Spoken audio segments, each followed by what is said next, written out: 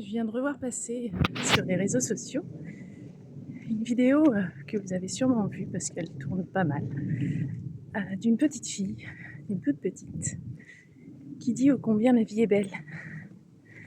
Ouais, la vie est belle. Et je souris parce que je me reconnais dans cette petite fille. J'ai toujours trouvé que la vie était belle. Et oui, la vie est belle. Cependant, eh ben, c'est bien d'avoir cette connexion à la vie, au vivant. Mais il y a un moment où ça ne suffit pas. Moi, j'ai toujours été, justement, cette petite fille rêveuse. Et en devenant adulte, je suis restée un peu cette petite fille rêveuse. Mais du coup, j'ai eu beaucoup de difficultés à accepter les contraintes de la vie.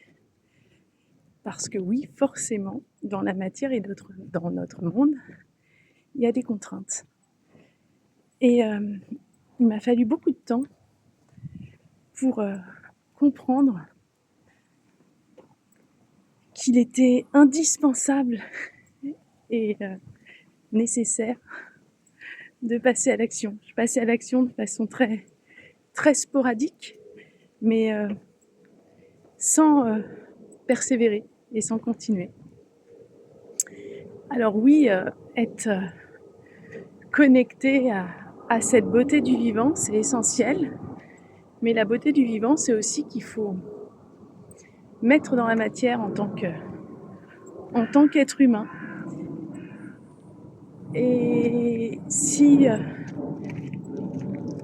cette connexion nous permet de nous sentir bien, de nous nourrir, et ben il y a un moment, il faut quand même venir dans la matière pour que justement nos idées et nos envies puissent prendre vie. Sinon, elles restent à l'état d'idées et il finit par en être une certaine insatisfaction et quelque chose de l'ordre de la frustration. Alors, moi, ce que j'ai appris depuis,